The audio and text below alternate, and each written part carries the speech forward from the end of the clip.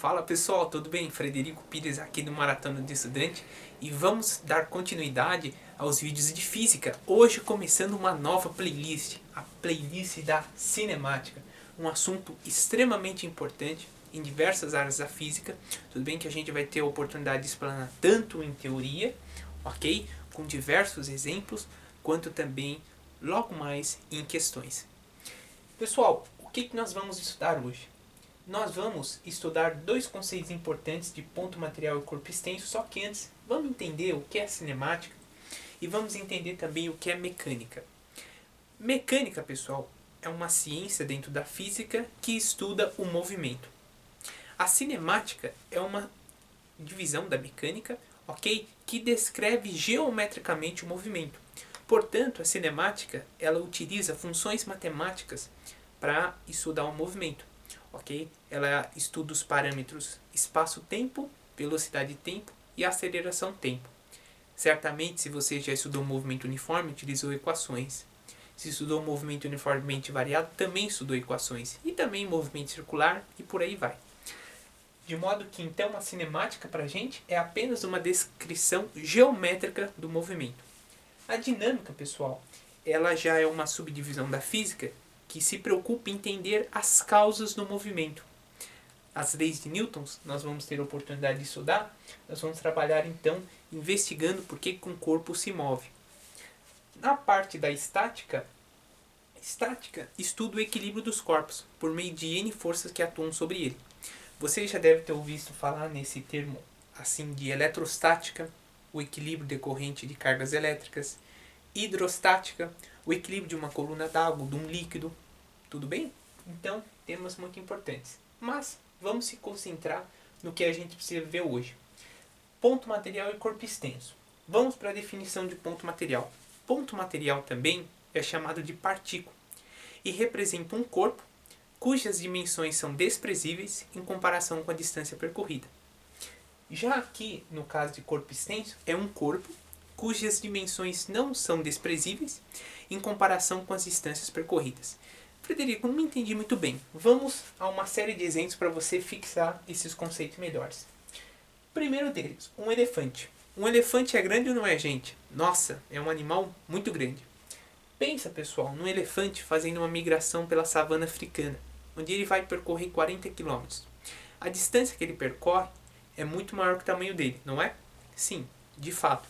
Portanto, nesse primeiro caso, o elefante vai ser considerado um ponto material ou uma partícula, porque o espaço, a distância percorrida por ele é muito maior do que o tamanho do corpo.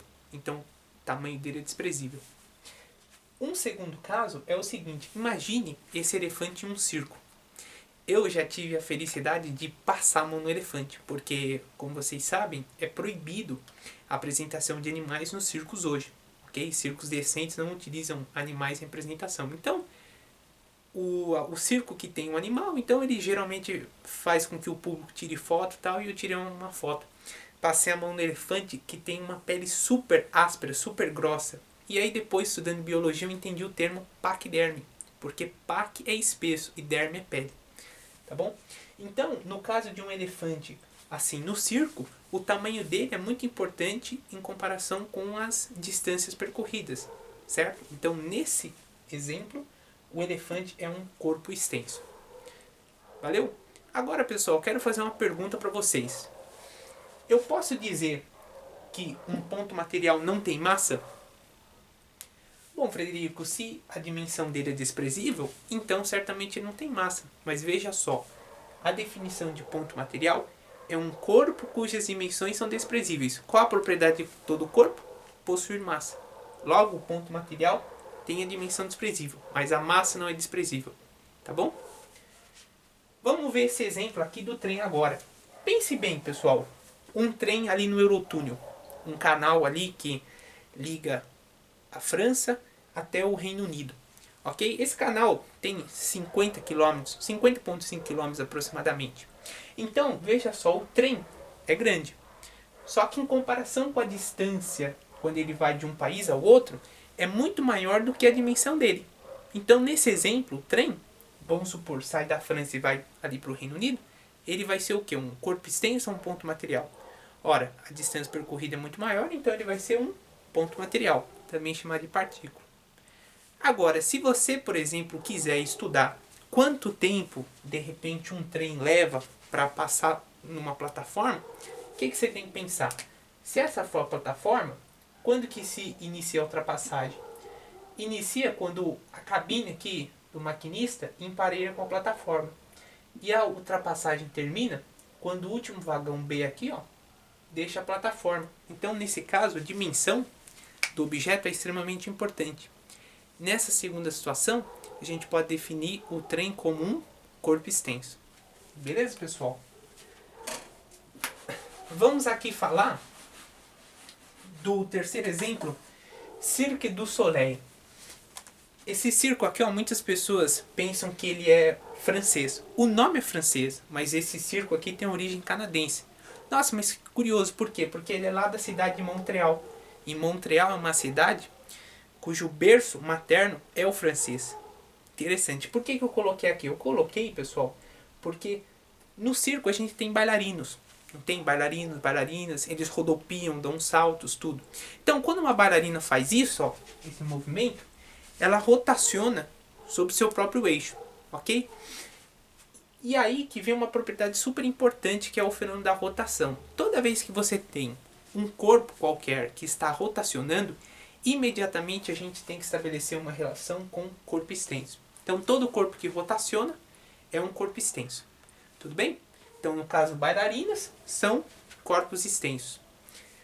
E aqui, pessoal, o exemplo da Terra. Tudo bem?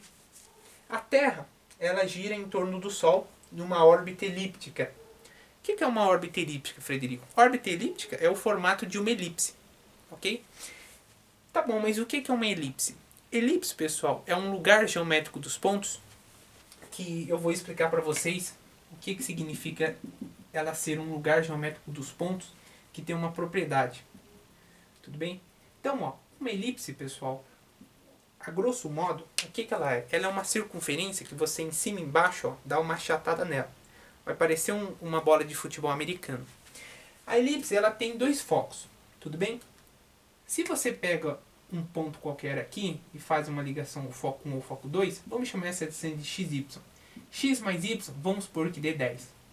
Se você pega um outro ponto aqui e liga do foco 1 até o foco 2, vamos chamar esse pedaço de z e esse de w. Z mais w, curiosamente você vai perceber que dá 10.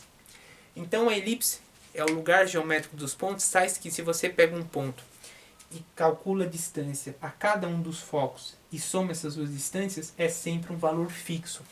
Ok? Nossa, que interessante. E aí, pessoal, o que nós temos? Esse eixo aqui, ó, convenciona-se 2A e ele chama-se eixo maior da elipse. E esse daqui, ó, convenciona-se 2B, chamado eixo menor da elipse.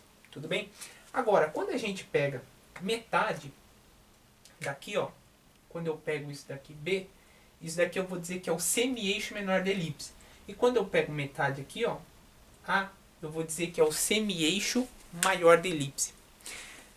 Eu não dei o exemplo de que a elipse é uma circunferência achatada? Só que, na verdade, a circunferência é uma decorrência da elipse. Por quê?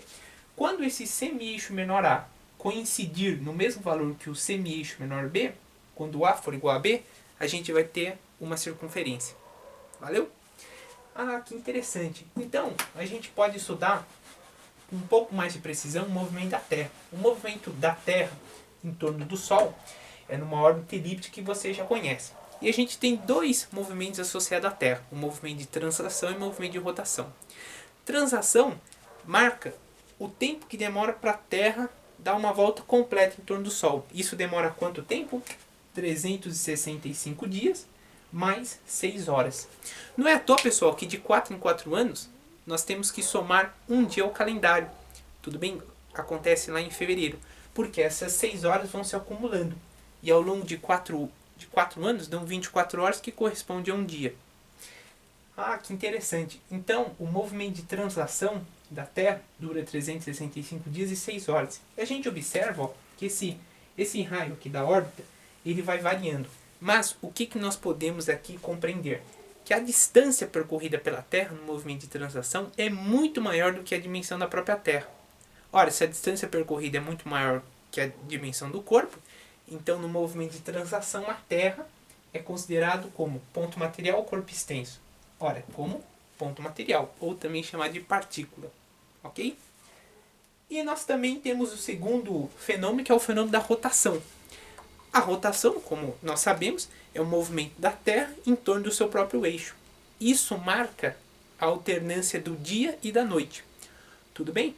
No caso, se eu pergunto, a Terra rotacionando é uma partícula, também por chamar de ponto material, ou corpo extenso, o que você vai falar? Ora, se eu tenho um fenômeno de rotação associado ao corpo, evidentemente que ele vai ser corpo extenso. Então, você vê que a gente tem duas interpretações para a Terra. No movimento de translação, ela vai ser o quê? Um ponto material. No movimento de rotação, ela vai ser um corpo extenso. Ok? Agora, pessoal, deixo uma pergunta para vocês, que é a seguinte. Quando a gente olha para o céu, nós temos a sensação de que o quê? De que o Sol nasce pela manhã e se põe à tarde. Não é verdade? Mas, como a gente observa nesse exemplo, o Sol ele ocupa um dos focos dessa órbita elíptica. E a gente vê que o Sol está parado e a Terra é que se movimenta em torno do Sol. Aí a pergunta que eu faço é, como é que a gente tem essa sensação de que o Sol se move, quando na verdade a Terra é que se move em torno dele?